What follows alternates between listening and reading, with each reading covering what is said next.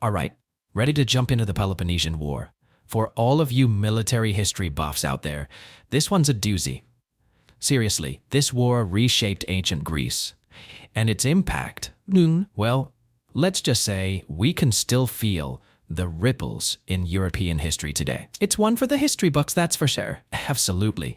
And get this, we've got some incredible excerpts that break down the major conflicts and battles. We're gonna really dissect how those events weren't just about who won or lost on the battlefield, right, but how they actually shifted the entire course of history. Yeah, and one thing that often gets overlooked is how much Athenian internal struggles played a part in their downfall. Oh, absolutely. We tend to focus on the external pressures, and now, at this deep dive, it really reveals this fascinating interplay between both internal and external factor. It really does, yeah.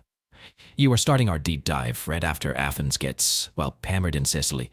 You'd think that'd be the perfect moment for Sparta to strike, wouldn't you? Yeah. It seems like the obvious move, right? But what's interesting is that Sparta, they took a much more calculated approach. Oh. Yeah, instead of like a full-on assault right then, they opted for more of a long game. I see. Building their navy, strategically allying with the Persians. Wow. Even fueling rebellions within the Athenian Empire. Oh, say. They really understood the importance of patience and strategic planning.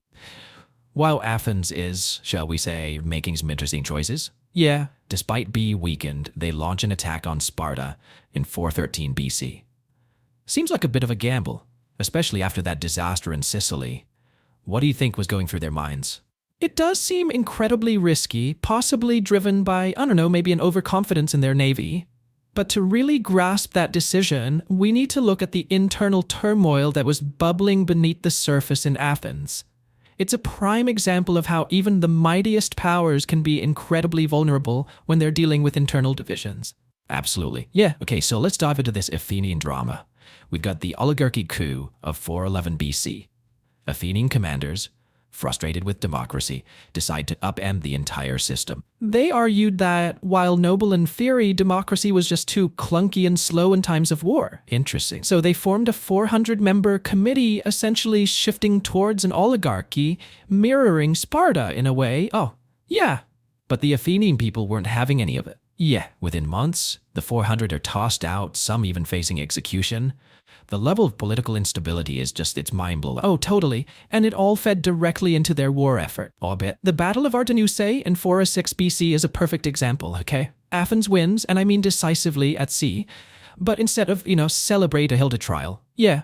8 of their own commanders are put on trial by the Athenian assembly of their crime, failing to rescue sailors lost during the battle. Oh, but, and this is important, rescuing those sailors. It was next to impossible because of the weather. It would have been a crazy, dangerous move. But the assembly, they were likely driven by grief, maybe some political maneuvering. Right. They needed a scapegoat. Makes sense. 6 commanders end up executed. It's a chilling turning point, Yeah. Athens loses experienced military leaders, and it sends a message. Even victory is punishable if it doesn't fit the assembly's agenda. Talk about undermining your own military. It's wild. Right. And the repercussions, they were massive, weren't they? Huge. Just a year later, 404 BC, the Spartan navy, they deliver this crushing blow at Aegospami, right on Athens' doorstep. Oh, wow. A strategic masterclass that sealed Athens' fate. With their fleets shattered, ports blockaded, Athens has to surrender. The dealing in league, their powerful alliance, collapses. Athens is left with a measly 12 ships. What a fall from grace. It really underscores how internal instability can cripple even the mightiest empires. A unified front. It's crucial, especially in war. Athens' story. It's a cautionary tale for any military strategist. It really gets you thinking about how seemingly unrelated events can set off this chain reaction. Yeah, and lead to such dramatic power shifts.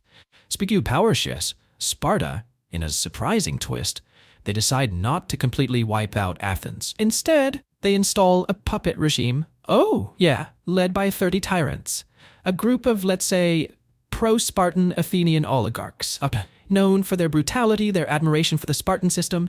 It was a smart move by Sparta. They got control without completely obliterating Athens. But that Athenian spirit, that spirit of resistance, it wasn't going to be snuffed out so easily.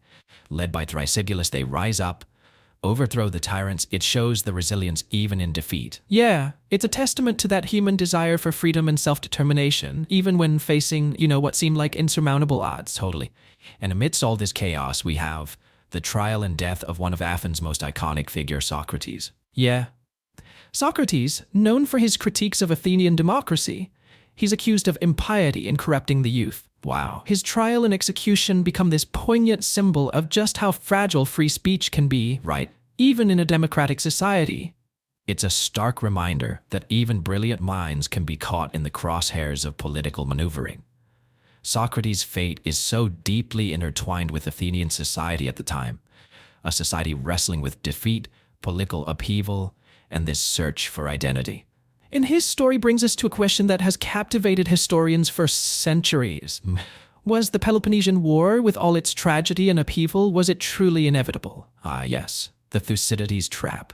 Named after the historian Thucydides, this theory suggests that when a rising power, like Athens, challenges an established power like Sparta, conflict becomes almost impossible to avoid.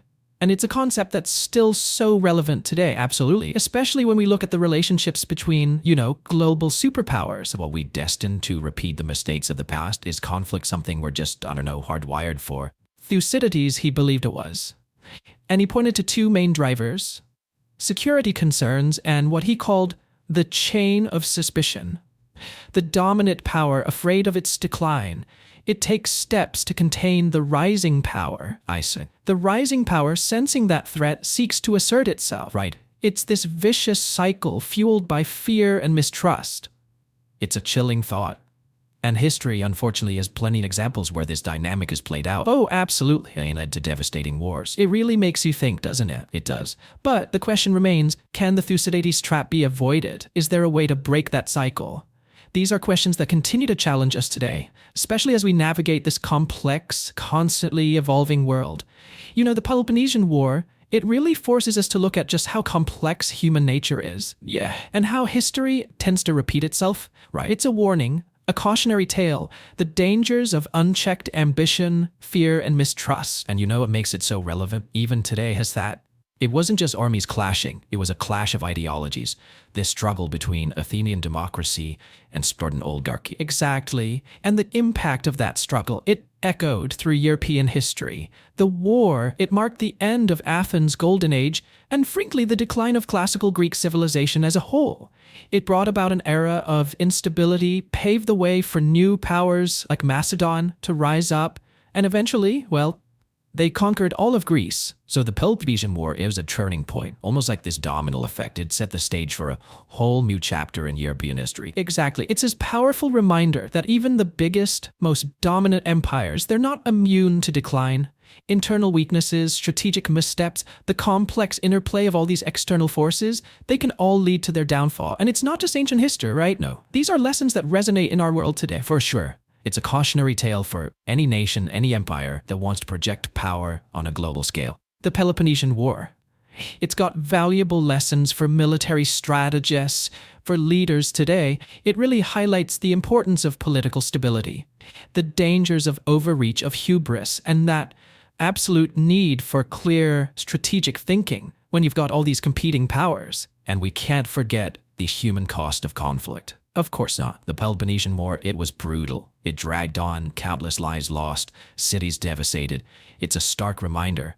War, even when it feels inevitable, it always comes at a terrible price. It does. The human cost of war, something we can never forget or downplay. It's easy to get caught up in all the strategic moves, the political maneuvering. Right. But in the end, it's the people who bear the brunt of these conflicts. So if we step back, look at the big picture, or what are the key takeaways from our deep dive into the Peloponnesian War? Well, first off, it's a classic rise and fall story, right? It shows that even the most brilliant, the most innovative societies that can be brought down by internal divisions, strategic blunders, the pressure from their rivals. It also really highlights that complex relationship between power, politics, and human nature. Yeah, the decisions Athenian leaders made, the good ones and the bad ones, they had this direct and often unforeseen impact on how the war played out. Absolutely. And let's not forget Athenian democracy itself, the volatility, how susceptible it was to swings in public opinion, the influence of, those charismatic but maybe not so well-intentioned leaders, or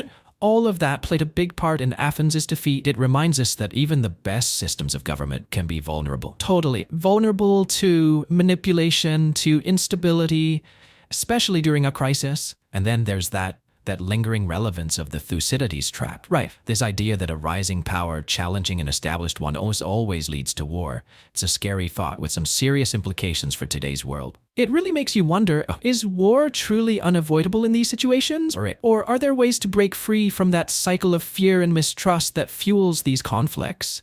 It's a tough question. It is. No easy answers. Nope.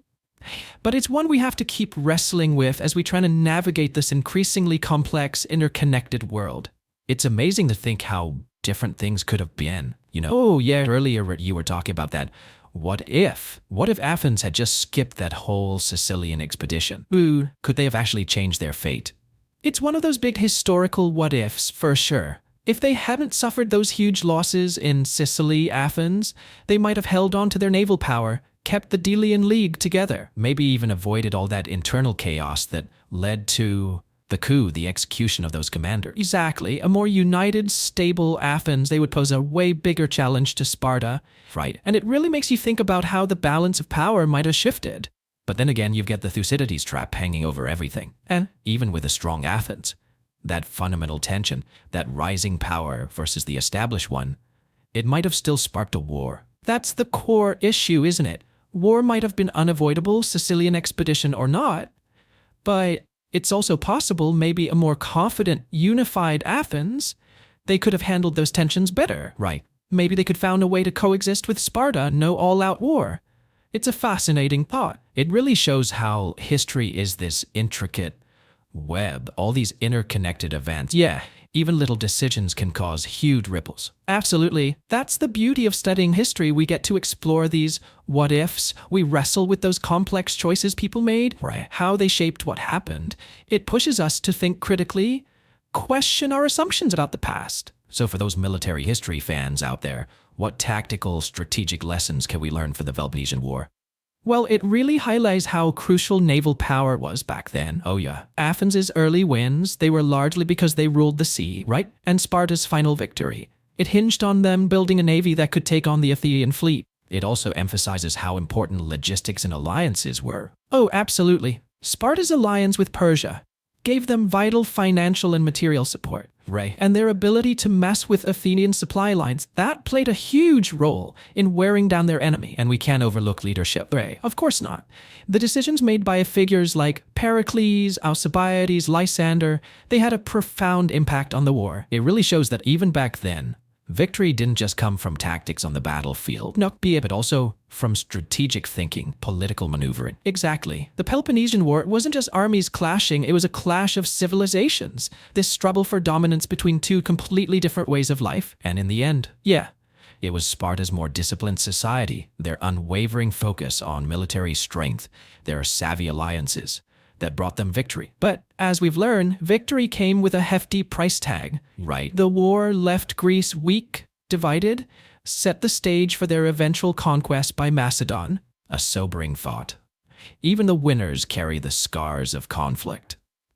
Well, as we wrap up this deep dive, I want to thank you, our listener, for joining us on this journey to the heart of ancient Greece. We hope exploring the Peloponnesian War has sparked your curiosity. Yes, given you a deeper understanding of this pivotal moment in European history. And we encourage you to keep exploring the world of military history. Absolute. Dive into the stories of the people and societies that shaped our world. Because, as we've seen, the lessons of the past, yes, both the good and the bad, they hold valuable insights for us today. They remind us of the power of ambition, the importance of thinking strategically, and the huge impact our choices have. So until next time, keep questioning, keep exploring, and keep diving deep.